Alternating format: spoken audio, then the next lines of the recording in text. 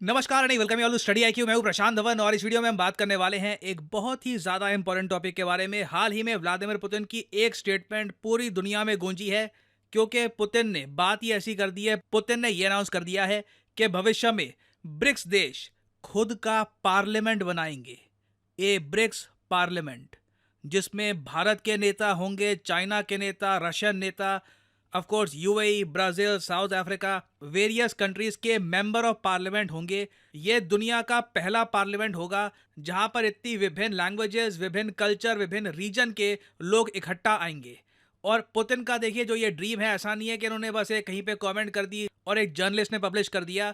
Putin ने openly ये declare किया है ब्रिक्स पार्लियामेंट्री फोरम में। जो क्लिप है ये मैं आपको दिखाना चाहता हूं ना। यहाँ पे आप देख पाओगे पुतिन ने यह कहा है कि अभी के लिए ब्रिक्स का पार्लियामेंट नहीं है, मगर बहुत ही जल्द हम इसको इंप्लीमेंट करेंगे, एक ब्रिक्स पार्लियामेंट बनेगा। ये जो लाइन है इनकी, ये सुनिए।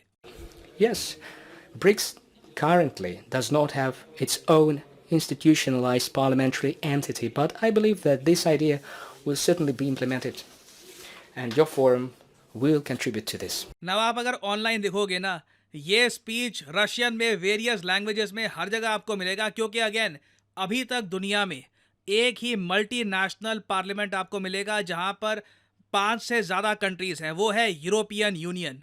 आप इमेजिन करके देखिए एक विशाल पार्लियामेंट, वहां पे रशिया के लीडर्स बैठे हैं, इंडिया के लीडर्स बैठे हैं, चाइना के, और बाय द वे ब्रिक्स के अब 5 मेंबर नहीं हैं, आज के समय ब्रिक्स के हैं 9 मेंबर। और इधर आप देख पाओगे ये है आपके सामने ब्रिक्स के 9 मेंबर्स। नाउ आप इमेजिन करके देखिए इन सब मैसिव कंट्रीज के जो लीडर्स हैं, अगर ये एक पार्लियामेंट के अंडर आ जाते हैं, वो पार्लियामेंट कितना पावरफुल होगा, क्योंकि पीपल्स रिप्रेजेंटेशन के हिसाब से वो दुनिया का सबसे बड़ा पार्लियामेंट होगा। क्योंकि सभी ब्रिक्स कंट्रीज की आबादी अगर आप ऐड कर लो तो टोटल नंबर बनेगा 3.5 बिलियन।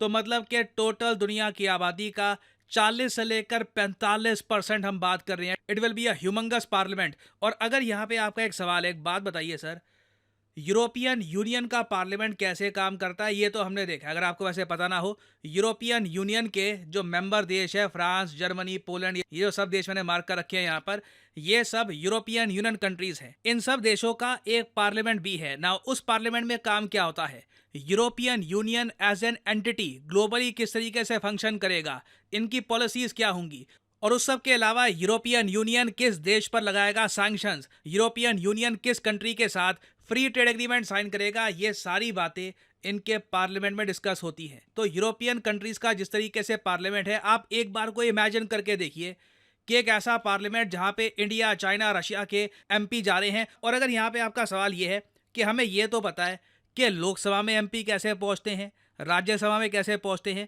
मगर ये ब्रिक्स का जो पार्लियामेंट होगा, यहाँ पे कितने एमपी होंगे और ये एमपी पहुंचेंगे कैसे यहाँ पे। देखो, यूजुअली सिस्टम जो मल्टी कंट्री पार्लियामेंट का होता है, उसमें ये रहता है कि जितनी बड़ी आबादी होगी उतने ही ज्यादा रिप्रेजेंटेटिव्स एक कंट्री के जाएंगे। यूरोपियन यूनियन में तो सेम केस है, मगर ब्रिक्स में आप एक बात नोट करना, ब्रिक्स में ना हम मेजॉरिटी के हिसाब से नहीं चलते, हम कंसेंसस के हिसाब से चलते हैं कि सभी कंट्रीज की रजामंदी होनी चाहिए, सभी कंट्रीज की इक्वल वॉइस होनी चाहिए। तो मैं सरप्राइज नहीं होऊंगा कि इवन दो इंडिया, चाइना की आबादी बहुत बड़ी है, देखो अगर हम आबादी के हिसाब से बनाते हैं ये पार्लियामेंट, तो ये ब्रिक्स पार्लियामेंट होगा ही नहीं, ये इंडिया चाइना पार्लियामेंट होगा। ऑलमोस्ट मान लीजिए 2 बड़ी पार्टीज ये होंगी और आसपास में छोटी छोटी पार्टीज होंगी जिनका मिलकर गठबंधन बनेगा। तो वो ऑब्वियसली रशिया चाहेगा नहीं। रशिया मोस्ट प्रोबेबली यहाँ पे एक ऐसा फॉर्मूला लेकर आएगा कि एक पार्लियामेंट जहाँ पर 450 के आसपास सीट्स हैं, हाइपोथेटिकली स्पीकिंग, और हर देश से 50-50 एमपी जाएंगे इस पार्लियामेंट में। और इसकी वोटिंग कैसे होगी कि ब्रिक्स पार्लियामेंट में कौन जाएगा, इसकी वोटिंग भी उस कंट्री में होगी इंटरनली। नाउ एक बार को यहाँ पे आप कह सकते हैं, मगर वोटिंग के मामले में रशिया, ईरान, चाइना, इन सब कंट्रीज का कोई अच्छा ट्रैक रिकॉर्ड तो है नहीं। देखो, वो चीज़ हमें एक्सेप्ट करनी होगी कि जैसे भी कोई मेंबर ऑफ पार्लियामेंट आता है, ब्रिक्स कंट्रीज के पार्लियामेंट में एक बार वो पहुंच गया तो वो एमपी हो जाएगा और उसके पास वोट करने का अधिकार हो जाएगा वेरियस टॉपिक्स पे कि ब्रिक्स गेम्स कहाँ पे होंगे, ब्रिक्स कंट्रीज को ट्रेड के मामले में क्या करना चाहिए। कल को मान लो हाइपोथेटिकली स्पीकिंग सैंक्शंस की भी बात आती है, तो ब्रिक्स कंट्रीज को क्या करना चाहिए। तो देखो, रशिया बेसिकली वेस्ट से दूर होकर, पश्चिमी देशों से दूर होकर खुद की एक नई दुनिया बनाने की कोशिश कर रहा है। जिन कंट्रीज के साथ रशिया के रिलेशंस अच्छे हैं, उन रिलेशंस को और ज़्यादा सीमेंट कर रहा है रशिया ब्रिक्स पार्लियामेंट से। और एक बार को मैं आपको ये बता दूं, ब्रिक्स पार्लियामेंट अगर बन जाता है तो इससे इंडिया चाइना के बीच पे जो टेंशन्स हैं ये भी धीरे धीरे कम होगी। और आप इमेजिन कर सकते हैं, can you just imagine US का क्या रिएक्शन होगा अगर जेन्युइनली एक ब्रिक्स पार्लियामेंट बन गया ना। पर्सनली आप अगर मुझसे पूछे, ब्रिक्स में अगर एक कंट्री है जो एज ए डेमोक्रेसी पूरी दुनिया में रिस्पेक्टेड है तो वो है इंडिया।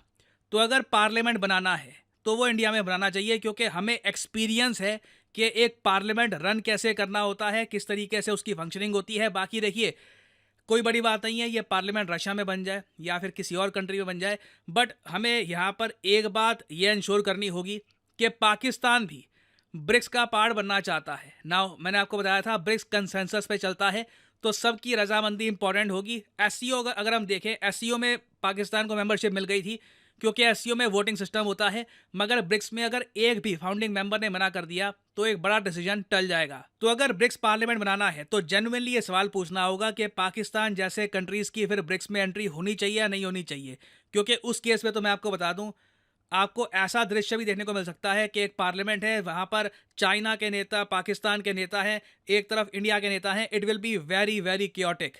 तो पुतिन ने देखिए जो यहाँ पर आइडिया दिया है, ये अब तक का मैं कहूँगा सबसे क्रेजिएस्ट आइडिया है। मैं कहूँगा कि ब्रिक्स करेंसी से भी बड़ा आइडिया है ये।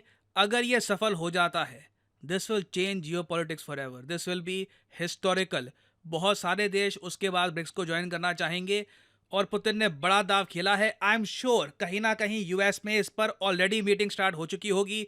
इंडिया की सरकार से वो पूछना भी स्टार्ट कर देंगे कि लॉन्ग टर्म में प्लान है इसको लेकर, आप इंटरेस्टेड हैं, आपके क्या विचार हैं, क्योंकि दिस इज मैसिव। और यहाँ पे मैं जानना चाहूँगा आपका ओपिनियन, आपके हिसाब से ब्रिक्स पार्लियामेंट बनना चाहिए या फिर आप मानते हैं कि नहीं ब्रिक्स पार्लियामेंट की जरूरत नहीं है? लिखिएगा इसके बारे में कमेंट सेक्शन में, मैं जेन्युइनली जानना चाहूँगा आपका ओपिनियन।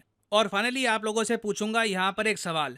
देखो, पुतिन ने जो ये स्टेटमेंट दी है ब्रिक्स पार्लियामेंट की, ये दी है 10वें ब्रिक्स पार्लियामेंट्री फोरम के दौरान। आपको यहाँ पर यह बताना है कि भारत की टीम को किसने लीड किया था ब्रिक्स पार्लियामेंट्री फोरम में। ये हैं यहाँ पे आपकी options: Om Birla, doctor S Jaishankar, Jagdeep ढांकर या फिर कीर्ति वर्धन सिंह। कमेंट सेक्शन में करिए उत्तर। जो लोग सही आंसर देंगे उनकी कमेंट को मैं हार्ट दे दूंगा ताकि बाकी लोग समझ पाए कि सही आंसर क्या है। और फाइनली यहाँ पर मैं ये भी ऐड कर दूं कि स्टडी IQ का जो लॉन्ग टर्म यूपीएससी बैच है, 13 तारीख को इसकी एनरोलमेंट समाप्त हो जाएगी। आपके पास 13 तारीख तक का टाइम है इस लॉन्ग टर्म बैच में एनरोल करने का। तो कमेंट सेक्शन में जाइए, यहाँ पे आपको मिलेगा लिंक और फिर आपके सामने खुल जाएगा ये पेज। और यहाँ पे आप जो लॉन्ग टर्म कोर्स है, this is specifically designed for students जो मान के चलते हैं कि आने वाले सालों में इन्हें अच्छे से तैयारी करके एक प्रॉपर अटेम्प्ट देना यूपीएससी का। तो इसकी जो वैलिडिटी है इसलिए 36 महीने की होती है। लाइव क्लासेस यहाँ पे आपको मिलेगी, 1-to-1 mentorship, answer writing program, prelims test series और ऑफ कोर्स जो प्राइस यहाँ पर लिखा है ये पे करने की जरूरत नहीं है। Simply use the code PD10 और प्राइसेस अपने आप गिरना स्टार्ट हो जाएंगे। You will be able to save a lot of money. याद रखिएगा जो ये लॉन्ग टर्म कोर्स है ये एक्स्ट्रा वैलिडिटी के साथ आता है ताकि आपके पास टाइम का हमेशा कंफर्ट हो। So use the code PD10 and save money. इसी नोट के साथ ये है वीडियो का। Thank you for listening and as I always say, may the gods watch over you.